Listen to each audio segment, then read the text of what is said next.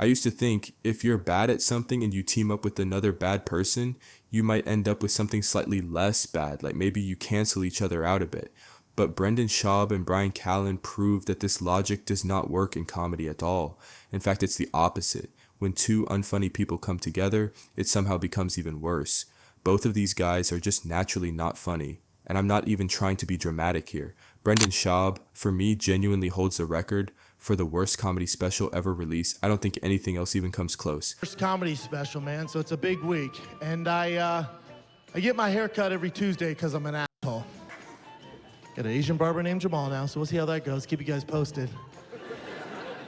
Yeah, it's not good, man. I know I dress like an asshole, guys. I know this. Listen, man, where I live, West Hollywood, convertible Mini Cooper's actually pretty cool. No one bats an eye to them. We're thick like peanut butter. I don't know why. My mouth was so dry like a parrot's tongue. It was so f***ing dry. I was like, he's been in so many tanning beds. His skin looks like Sacagawea's purr spread over a carcass now. I don't know if you know this about Texas, but their gas station, that's their clubs during the middle of the day. That's where all the good old boys hang out, and it is a scene. They're out there, their truck's freshly washed. They're proud as shit standing in front of it like this. There's grills, full rack of ribs. Like, it's a scene, man. And they do not like outsiders. They do not like outsiders. You could literally break down all of his jokes into stereotypes and hack material you've heard 1,000 times before, and that's exactly why his so-called comedy career ended almost as soon as it started. And the funniest part is how he rewrote the story in his own head. Instead of admitting it wasn't working, he convinced himself he chose to stop doing stand-up because he was too busy and wasn't enjoying it anymore.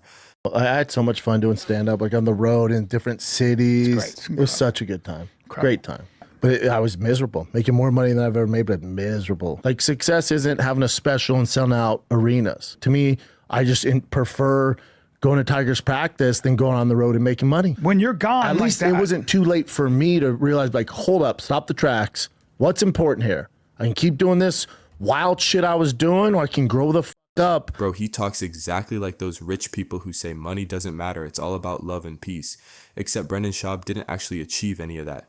He wasn't rich from stand-up, he wasn't fulfilled by it, and he definitely didn't leave at his peak. The real reason he walked away is simple. He was terrible. Clubs were canceling his shows because people weren't buying tickets, seats were empty, and let's be real for a second. Nobody just walks away from stand-up comedy while making bags and then somehow ends up doing a podcast filmed in what looks like a storage unit with Bryan Callen. If things were actually going great, he'd still be on stage. And Bryan might not be the single worst comic ever, but in my opinion, he's easily top 5 worst. And whenever I say that, I don't even need to exaggerate. I just show people how he ended his last special. That ending alone tells you everything you need to know. Damn. And I thought about that too as I looked around that coffee shop and I saw everybody bent over their phones like broken monks in this unholy communion, just having thoughts, thinking they wanted to be somebody else, wanted to be somewhere else, just dragging their thumbs, just a nation of drug addicts. Dopamine, cortisol, adrenaline, dopamine, cortisol, adrenaline. And I thought to myself, damn, maybe it's not a coincidence that this machine I can't turn myself away from. Maybe it's not a coincidence that this machine is also called the Apple. I'm sure it sounded tough in his head when he said it, like he thought it was the ultimate mic drop moment. But I don't think many people understood what he was even trying to say with that Apple joke.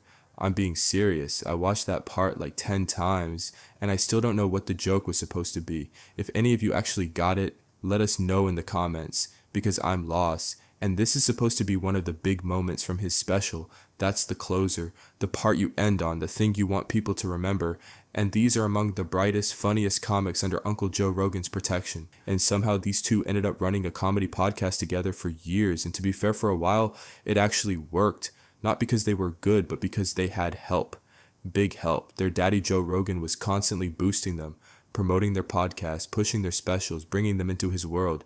Even after awful performances, they were still getting looks they didn't earn. So the numbers were good, and when numbers are good, ego gets loud. From the very beginning, people were calling them out, especially Brendan, his manners, talking over people, interrupting guests, acting like the smartest guy in the room when he clearly isn't. Fans were pointing this out early, not hate, just honest feedback, but they didn't care. They were only looking at views. As long as the clips were doing numbers, nothing else mattered. And that's where they messed up, because when you don't listen to your audience, eventually your audience leaves. That's exactly what happened. This podcast used to pull millions of views.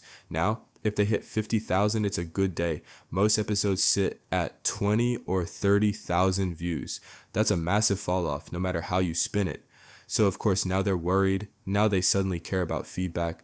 Now they start reading comments on the podcast. But even here, something feels off. We're telling someone, I don't look at the comments. And Never have.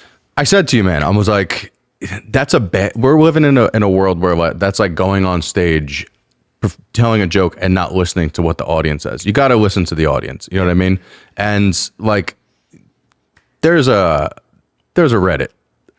Never been on Reddit. I like the way you said that. Never even been on Reddit. So You know my thing with Reddit is they've said so much hurtful stuff where it's like, it's not that I don't know it's there. It's just usually from what I know, what people send me, it's just so evil and toxic and they'll like come from my family. So my thing, as soon as I hear, I'm like, nope.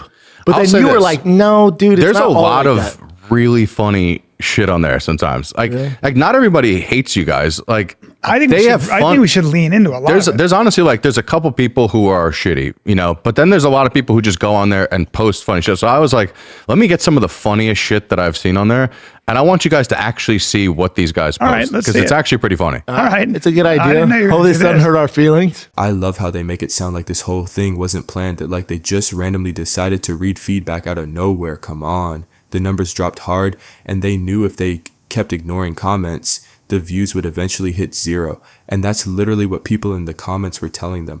One guy straight up said they should have done this during their first Reddit AMA, and that it would have been a completely different timeline, which is 100% true. If they had actually listened back then and fixed even half the issues, they wouldn't be getting this much hate now. Another person said they should be doing this every week, and then someone else said it perfectly. This isn't bringing the views back, should have done it 5 years ago. That comment alone says everything. And even then, while pretending to be open, they still avoided the real criticism. They skipped the harsh comments about the show being bad, repetitive, and just focused on the light jokes and soft criticism they could laugh off. So even when they listen, they're still not really listening. That's why nothing changes, and that's why the numbers keep looking the way they do. This is it says point of view. Oh boy, point of view. Brennan Schaub finally breaks in the comedy mothership. Hold on. You guys ready? Yeah. It's me, Austin! It's me, Austin! It was me! Damn, Mark. Damn, you must believe me. Look at the crowd. You all bought it! Hook, line, and sinker! Dude, I want to post this. Even my immediate family bought it! Look at Shane. Every damn one of you were made fools! Dude, Fools they are! That's basically the whole video. I had to teach you a lesson! yeah, dude, That's fucking genius, man. that's so good. Some of them are really fucking That's funny. so good. Well, I think send us this. I didn't know. I think it comes from too is like there's a whole narrative that like Rogan banned me from the mothership and all that shit. Yeah. That's so fucking funny. Yeah. can ban me from. Yeah, Yeah. Well, that's like those. Joe calls Brennan. You're banned. yeah. Can you imagine? Honestly, even if they suddenly decided to be fully honest, read the real comments, and actually make real changes, I still think it's too late. The damage is already done, and once people mentally move on, it's almost impossible to pull them back. And the way things are going, it doesn't even feel like this whole thing is going to last much longer. Just recently, Brennan Schaub was complaining about how bad his finances are, which tells you everything you need to know. My boy Andy said this. He goes, the biggest stress when you're an entrepreneur, when you run a business, your anxiety comes from the answers you don't know. If you know, even if it's a problem, but you're aware of it and you know the path to fix it, you don't have anxiety because you have the answers to what you need to do. So it's this, like, we had an issue with some bill or something, and I was like, I don't know. Like, this is embarrassing. I've never seen a statement like my mortgage statement. I've never seen one till last week. I was so embarrassed. They sent to me, I'm like, I don't, the fuck is this? Yeah. What are all these numbers? Yeah. My wife's like, you've never You're seen always one? thinking about making I money. said, no, I go and hopefully people do it right. So our boy Dov Davidoff, we were talking about, there are a couple of people who are very famous who have no money in the bank. And well, not a couple, a lot. A lot of athletes, a lot of performers. And Dov said, making money and saving money are literally. Forget the money for a second and just look at them. The body language, the energy, everything feels off. They don't sound like friends. They sound like two strangers stuck in an elevator, forced to talk until it's over. It's awkward, low energy, and clearly forced. When a podcast feels like that, the ending is easy to see. It doesn't feel alive anymore. It feels like it's just dragging along. If you want more content like this, subscribe to the channel.